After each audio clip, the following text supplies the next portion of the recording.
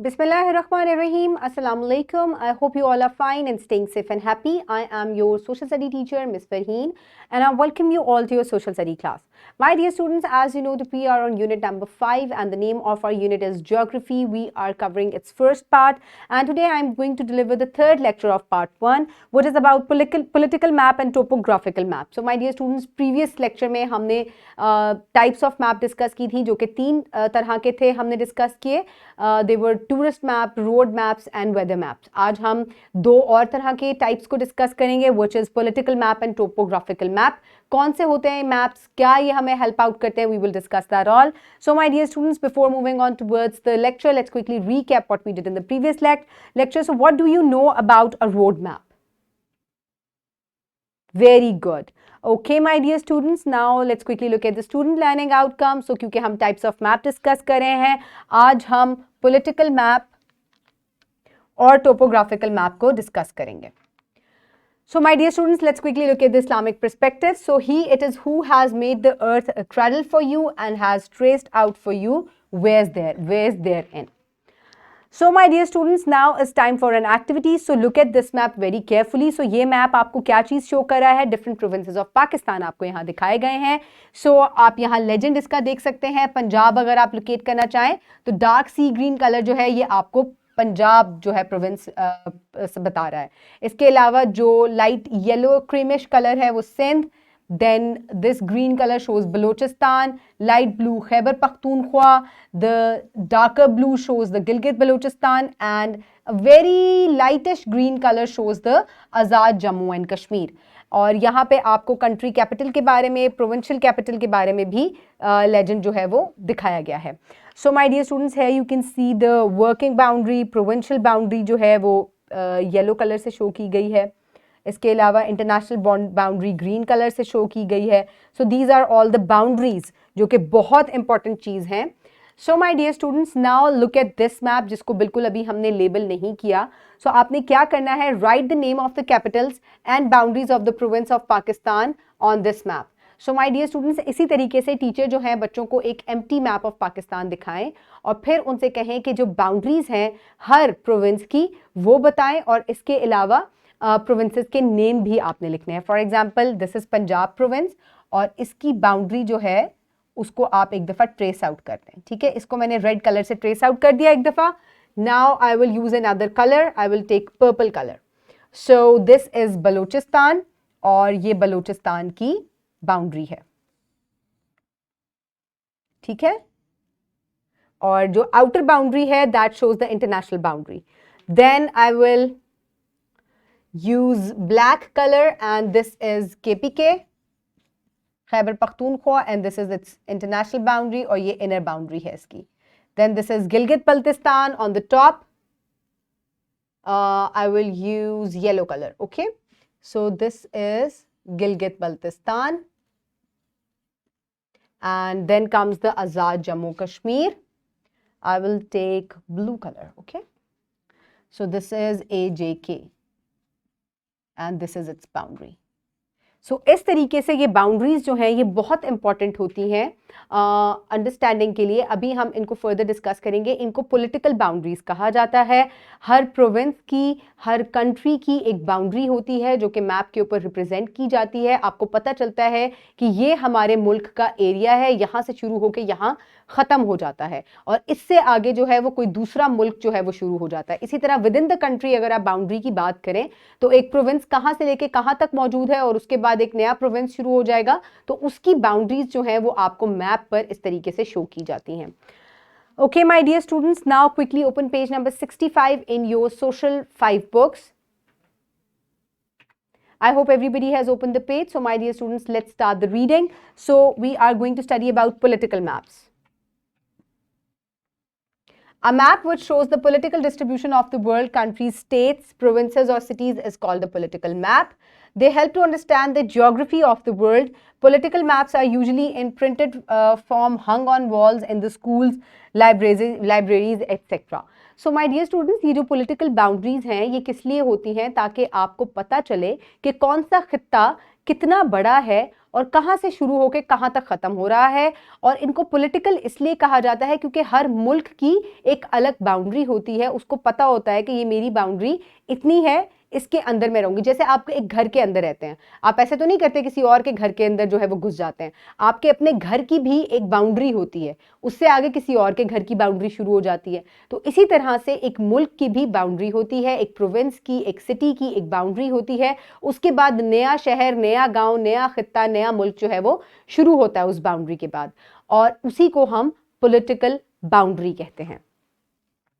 So here you can see different countries of the world in this map and all are outlined. ठीक है, सबकी एक specific outline जो है वो बनाई गई है। आड़ी तिरछी आपको क्यों नजर आती है? क्योंकि ये एक स्पेसिफिक बाउंड्री है इस मुल्क की, ये यहां से लेके यहां तक ही है। इससे आगे जो है वो कोई नया मुल्क जो है वो शुरू हो जाएगा या एक नया खित्ता जो है वो शुरू हो जाएगा। इस वजह से इनको पॉलिटिकल बाउंड्रीज कहा जाता है। All the countries have a specific boundaries. यहां मुझे पाकिस्तान भी नजर आ रहा है, सो this is the boundary of Pakistan. उसके बाद इंडिया शुरू हो रहा है, इस साइड पे अफगानिस्तान है, then on the here you can see Tajikistan and China. So these are the different boundaries जो कि पाकिस्तान को टच करती हैं, और इस तरीके से एक नया मुल्क जो है उस बाउंड्री के बाद शुरू हो जाता है। सो this is the political boundary of Pakistan, और आप देख सकते हैं कि यहाँ लिखा हुआ भी है कि ये पोलिटिकल मैप ऑफ पाकिस्तान है, which is showing the boundary of Pakistan. Okay, my dear students, now is time to understand about topographical maps. So ये क्या होते हैं maps? किस लिए यूज होते हैं? Let's discuss. A map that shows physical features of the earth in an area is called topographic map. These features are recognized with the help of certain lines having a certain number mentioned against each line. This number is the elevation of that feature from sea level. These lines are called contour lines. Contours on the map are lines joining places to equal elevation above the sea level. So my dear students, basically एक खित्ते का या एक हिस्से का जमीन के किस तरह का खदोखाल है, ये लाइंस आपको उस खदोखाल के बारे में बताती हैं। ठीक है, वो जगह ऊंची है, नीची है, तिरछी है, आड़ी है, किस तरह की वो जगह है, ये आप कैसे एक पीस ऑफ पेपर के ऊपर देख सकते हैं, उसको हम टोपोग्राफिकल मैप कहते हैं। इनको मुख्तलिफ लाइंस के जरिए शो किया जाता है और उन लाइंस को हम कॉन्टोर लाइंस कहते हैं। और ये कॉन्टोर लाइंस क्या करती हैं? सेम तरह की जो जगह होती है जो कि ना ऊंचाई में है ना निचाई में, वो तमाम जो है वो आपस में कनेक्ट करती हैं। ठीक है, घूम फिर के आके वो एक जगह कनेक्ट हो जाती हैं और उनको हम सेम एलिवेशन की कॉन्टोर लाइंस कहते हैं। और जहां से एलिवेशन ज्यादा हो जाती है, फॉर एग्जांपल यहाँ पे 22,000 एलिवेशन है फ्रॉम द सी लेवल, इसका मतलब है ये जगह काफी ऊंची है। यहाँ 3,000 एलिवेशन है और ये आपको ऊंचाई दिखा रही है फ्रॉम द सी लेवल। और ये तमाम लाइंस आप देख सकते हैं एक दूसरे के बहुत करीब हैं। तो कॉन्टोर लाइंस जितनी एक दूसरे के करीब होती हैं, इसका मतलब है वहां ऊंचाई बहुत ज्यादा है। और जैसे ही वो एक दूसरे से दूर होना शुरू होती हैं, कुछ इस हिस्से में आप देख सकते हैं कि कॉन्टोर लाइंस एक दूसरे से काफी दूर है, तो इसका मतलब है वहां पर एक स्टेडी स्लोप है। ठीक है, यानी कि बिल्कुल स्टीप नहीं है, स्टेडी स्लोप है। आगे मैं आपको इसकी अगर पिक्चर दिखाऊं तो यहां आप कॉन्टोर लाइंस देख सकते हैं। बेसिकली कॉन्टोर लाइंस एक पेपर के ऊपर ड्रॉ की जाती हैं, आप यहां पे देख सकते हैं। और अगर आप उसको एक्चुअल में देखें तो वो आपको तमाम ऊंचाई और निचाई बताती है। For example this is the sea level, आप यहां से देख सकते हैं कि कॉन्टोर लाइन जो है वो मूव करी है। सेम तरह की कॉन्टोर लाइंस जो है वो आपस में ज्वाइन कर रही हैं, इसका मतलब है यहां कोई भी ऊंचाई या निचाई नहीं है। फिर कुछ 11,000 मीटर 1100 मीटर के ऊपर फिर एक कॉन्टोर लाइन बनाई गई है, इसका मतलब है अब ये सी लेवल से ऊंची हो गई है जगह। समझ में आ रही है आपको मेरी बात? यानी कि ये सी लेवल से थोड़ी सी ऊंची जगह थी और ये एक ही एलिवेशन की थी, इसकी एलिवेशन यहां ज्यादा नहीं हो रही, इसीलिए ये आपस में पूरी काली लाइन जो है ये आपस में एक से कनेक्ट करी है। इसका मतलब है कि आप एक ही जगह घूम रहे हैं, आप एक ही जगह घूम रहे हैं, आप ऊंचे या नीचे नहीं हो रहे। ठीक है, आप इस तरह मूव नहीं करें, आप इस तरीके से ये आपस में कनेक्ट हो रही हैं। फिर जरा सा ऊंचा जाके 1100 मीटर के ऊपर एक और कॉन्टोर लाइन जो है मिलाई गई है, इसका मतलब है ये पूरी जगह जो है ये 1100 मीटर है फ्रॉम द सी लेवल। तो ये जो लाइन है ये 1100 मीटर है फ्रॉम द सी लेवल। अब 1200 मीटर के ऊपर फिर एक कॉन्टोर लाइन बनाई गई है, यानी कि अब यहां फिर ऊंचाई आ गई है। ठीक है, और आप देख सकते हैं, ये देखें अब यहाँ आप देख सकते हैं कि कॉन्टोर लाइंस यहाँ से बहुत ज़्यादा करीब हैं। इसका मतलब है यहाँ पे एक बहुत ही स्टीप स्लोप है, यानी कि बिल्कुल ऐसे जगह है, ठीक है, तकरीबन सीधी ऊंचाई के ऊपर है।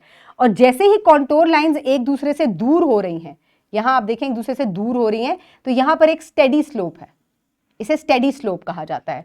तो जितनी कॉन्टोर लाइंस एक दूसरे से करीब होती हैं, ऊंचाई एकदम से जो है वो स्टीप होके जो है वो बन रही होती है, ठीक है, ज्यादा हो रही होती है एकदम से।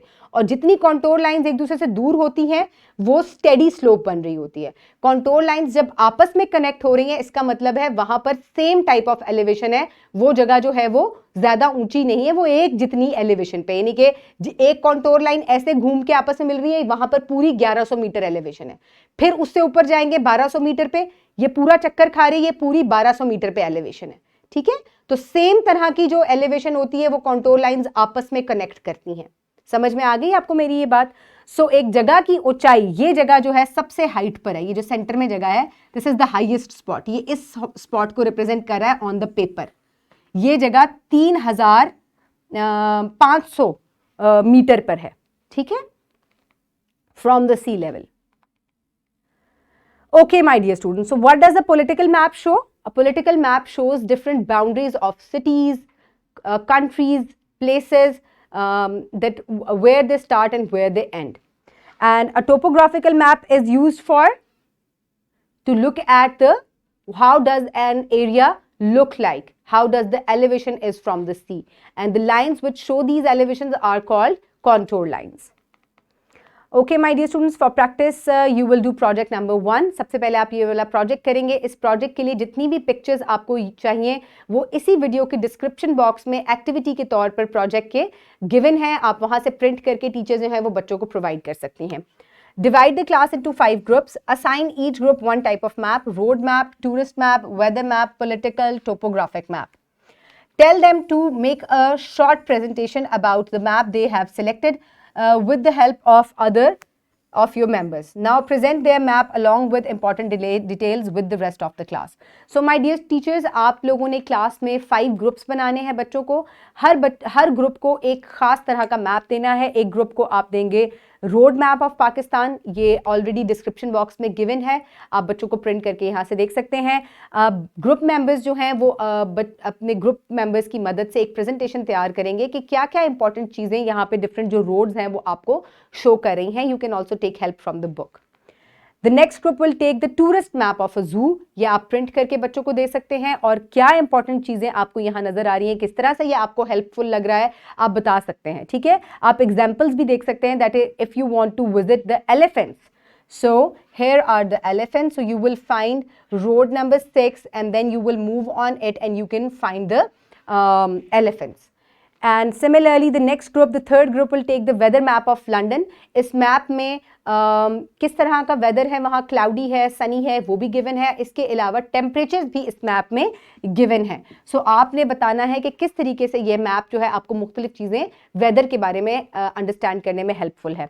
Then the next class will take the political map of Bangladesh, और इसमें आपने बताना है कि किस तरीके से आप बांग्लादेश की मुख्तलिफ जो बाउंड्रीज हैं उसके बारे में देख सकते हैं। सो है you can see the Dhaka, और इस तरीके से आप इस मैप को जो है वो देख सकते हैं, कहाँ से इंडिया शुरू हो रहा है, कहाँ से जो है वो आप ये देख सकते हैं। ये सेंट्रल जो ए पोर्शन है ये आपको बांग्लादेश जो है वो शो कर रहा है, तो आपने इसके बारे में जो है वो बताना है अपने क्लास फेलोज को। And then the topographic map of Pakistan, किस तरीके से आपको यहाँ पे लेजेंड्स ऑलरेडी शो हैं, आप बता सकते हैं कि सेम हाइट जो 9000 हाइट पे कौन से एरियाज हैं और वहाँ की जो है वो टोपोग्राफी किस तरीके से, मुख्तलिफ कॉन्टोर लाइंस आपको यहाँ नज़र आ रही हैं जो कि आपको एलिवेशन शो कर रही हैं ऑफ 9000।